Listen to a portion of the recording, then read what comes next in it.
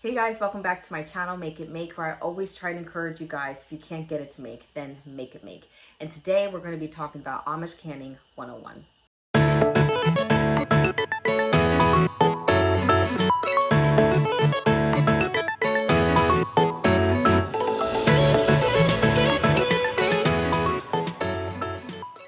Now, before I start getting into all the really good stuff, I do need to let you know a couple of things ahead of time. Number one, I'm sorry that this video is going to be a little talky. It's just that I have a lot of information to give you guys. Sorry, I have to let you know once again about the Fragars canning lids. I absolutely love their lids, guys. They've slowly and have absolutely firmly become my favorite canning lid, and I love them because it's super fast shipping, which is very important, especially if I need to do a quick can.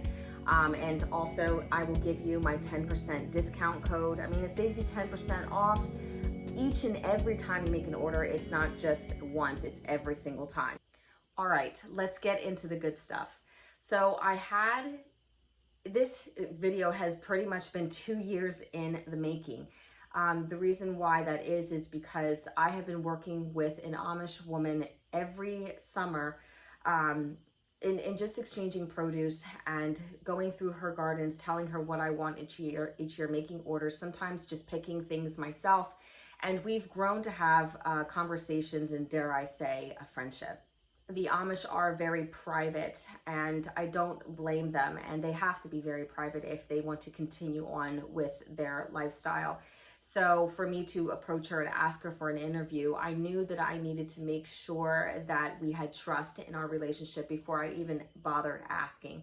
And trust me, when I finally did get the nerve to ask her, I was just really nervous about it, but she was so willing to sit down and talk to me about canning. The whole goal of this interview for me was because so many people talk about rebel canning. There's like this division and in the canning world that either you are like a USDA strict canner or you are a rebel canner, and some people are actually in between. I would say I'm the person that sort of falls in between. But you know, you find all these different Facebook groups and online groups where people talk about how to rebel can certain items that would normally be pressure canned. And my goal for this interview was to find a reliable source that actually water baths everything. Because I didn't want to just go off of what people were saying. I had known Susie, and she's been in the Amish obviously her whole life, and is generational, okay? So for me to be able to go to her, I knew that she would be a reliable source to talk to. So with that said, that's the whole point of the interview. So I finally went over to her house. It has been the first time I had ever entered into an Amish home. And no, she did not allow me to interview her with a camera. She did not allow even like pictures of her. I was able to take pictures of her pantry, which I will definitely show as I'm talking. And even the whole voice thing, she was not okay with that. The Amish are very private, and I wanted to respect that. However, I took plenty of notes. I want to tell you that when I sat down with her, we got right into it, and we ended up spending over 2.5 hours talking about this. She was actually really curious on why I was even there. She kind of assumed that everybody knew how to water bath everything. They don't even work, or not, I would say they don't care about the USDA, but it's not even, the USDA to them is not even a thing. So when I told her that how some people would view the way Amish canning, water bathing everything, including meats and such, that would be considered a rebel canning thing, she was like, really? Like, she just could not believe that even existed, that was something that was even out there. And she said, well, listen, she said, I don't want to be responsible, she said, for anything. She said, however, she's like, this is what we've been doing for generations on. She's like, I have never even used a pressure canner. She said, ever. We have always water bathed everything. And that's when we started talking about recipes.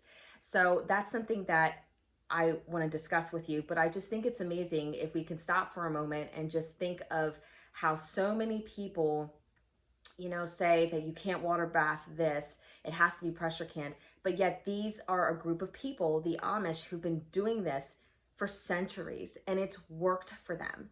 And that's what I'm talking about when I say a reliable source, okay? And I want to just say a disclaimer, okay? If you watch the whole video, for people who are going to come in and maybe, because I get, trust me, I get all kinds of comments. I get a lot of, even some mean comments just about me doing my water bathing eggs. Oh, it's not shelf stable. This is that. Nothing I'm going to say to you today is going to be USDA standard. It's not going to be considered shelf stable. So if you ask me what the shelf life is, there just is none, because nothing is going to be by the USDA standards. It's just not. These are just old Amish recipes, and this is what has worked for them. And you kind of go at your own risk on what you feel is safe for your family. And I don't judge people who decide they do not want to rebel can or water bath certain items. And I don't judge people who do. It's your kitchen, your rules. All right, so let's get into some of the recipes of things that would normally be pressure canned, but are water bathed. All right, so one of the things that I asked her about was water bathing meat, because that is a huge thing that people want to know about and have a reliable source for. And she said, yes, I've never pressure canned meat. I've only ever my entire life have water bathed it. And so I said, well, could you share the recipe, please? And she said, for all meats, chicken, beef, pork, deer, rabbit, she said for quarts, she boils them for 3 hours. Now, she said, now you wait, of course, until it comes to a nice rolling boil, and she said, and then you start your time from there. And then she said, now she will turn down the heat a little bit so that way the water isn't spilling over constantly within those 3 hours, pardon me. But she said it'll be a steady 3 hours at a rolling boil. And she said for quarts, she will add a teaspoon of salt, and for pints, a half a teaspoon of salt. I also asked her what kind of salt did she use, and she said she likes to use the Himalayan pink salt. But she said if she had to use a regular salt, that's fine. It's just something that she felt like was healthier for her family, and that's why she chose to use that type of salt. Then I asked her about the green beans, because I know a lot of people, they want to learn how to water bath green beans. So here is her recipe for green beans. It is for a quart, you have 1 teaspoon of salt and 1 tablespoon of vinegar. She couldn't give me it for the pint because she has a really big family. She's like, I hardly ever do pints. So for green beans, let's go over it again.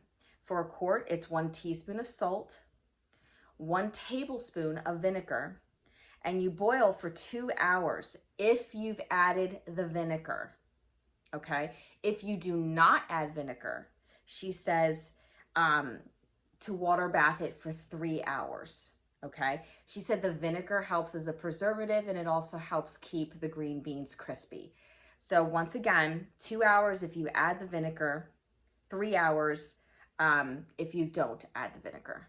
I just want to stop here real quick and just say that one of the questions that people had also asked was how long is the shelf life of her items. Once again, she was so bewildered by some of these questions that I asked her. And I guess it's because, when I think about it, it would be silly to her because she's like, well, if it looks good, it smells good. She said it's perfectly fine to eat. She's like, you will know if something goes bad. She's had pumpkin for 4 years, canned pumpkin for 4 years. She's like, I just made something in the fall with it. She's like, I know, it's 4 years old, and she's like, I'm not going to throw away perfectly, good food. She's like, these canning methods are really good. And I told her, wow, that is not something that we would ever even tell anybody to do or recommend. In fact, people will be really upset that we would even suggest something like that. Some people would, not all. And again, it was one of those things where she was just in disbelief that there are so many rules and regulations. We got into a couple other things. All right, so here's the next recipe. Now, some people wanted to know how, she canned her pumpkin, and I have the recipe here. Forgive me as I'm referring to my notes here. So for pumpkin and other winter squash, she kind of goes through the exact same process that you would when you're making applesauce. You take your pumpkin or your squash, and you put it in your kettle, and you add a little bit of water at the bottom of it, so that way you're not boiling it, but you're breaking down the squash and getting it nice and soft. Kind of like what you do with apples, you cut them up and you cook them down. Does that make sense? Then she doesn't add any salt. She adds no vinegar, nothing like that. After all of the squash or the pumpkin is, soft, she will run it through a mill, to get all the skins off, all of the seeds out, and make her puree like that. And then she does a water time of 3 hours, water bath for 3 hours. So let me see here, cooking kettle like apples, yep. Water bath for 3 hours, and that is how she cans her pumpkin. I want to get into a couple of the questions that people were asking me. She does not need to preserve her eggs. People asked about that. They're related to other people who raise chickens and milk and stuff like that. So I didn't get any questions really on that, because they just walk to get their milk fresh every 4 days, she said, and eggs they just get free from other family members who farm, with chickens. Does she reuse her lids? She said absolutely she reuses her lids. She said what she does is it's all about the look, she said, and the feeling of the rubber. For instance, let me grab one of my jar's lids here. And she said how she goes by to reuse her lids is, she said, if this part right here, she said, if I still feel that it's soft, she said, I'll reuse the lid.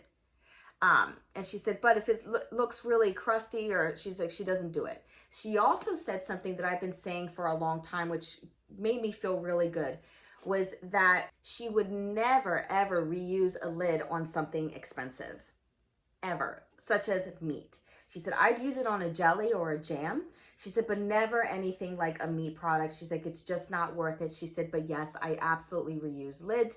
And I'll show you this one picture where she actually reuses a jar and a Cheese Whiz lid and cans. I forgot what she canned in it. You'll see it in the picture. And then I asked her, so you actually use store-bought, like a pickle jar, and you'll can in there? And she said, yes, she does. Now, some people would look at that like, oh, that's just such a cheap thing to do. I don't view it like that. I think it's a very frugal thing to do. I think if you can do it, if you could reuse it and it's a successful can, then I think that that's great. So that is the answer to her reusing her lids. So another question that I had was, do you worry about headspace? She said, again, it depends on what she's canning. She said, now, if she is doing stuff like soups, where she expects there to be more expansion with the vegetables in there, then she said she would allow more headspace for that. She said, but normally, no. She said, I just kind of just go up to the neck and I just do it like that. She said, but other than that, unless it's going to expand, she doesn't really worry about it. So one of the other questions I had was, does she can pasta like in a soup? Does she can like chicken noodle soup? The answer was yes. I was like, oh my goodness, are you kidding me? And she's like, yes. She's like, I absolutely can my pasta in a soup. And so the Amish have a really neat recipe. It's called spaghetti soup, which I will share in another video. And I said, well, how do you do it? And she's like, you always cook the pasta first. She said the pasta, if you don't cook it first, will get really sticky inside the jar. She said, so when we make and can the spaghetti soup, she's like, we always make the spaghetti first. She's like, sometimes we'll make it kind of like al dente, to the teeth, just when it's just about finished. And she's like, and then we'll water bath it. And I guess because their spaghetti soup has chicken in it, she would water bath it for like 3 hours. So I just think it's interesting on what they're able to get away with. And I think I might ask her for a jar of spaghetti soup just to see what the texture is like. But I think now that I did this interview, it just sort of opens up a whole new canning adventure for me. It also makes me feel a lot safer knowing that these are her methods and that I can talk to her at any time about it and how she would do it. It's a great, reliable source. I know I've repeated that, but it really is. Let me see what else I have here. I do have some other recipes that I will be posting at the end of the video, just some snapshots she let me take of her recipes.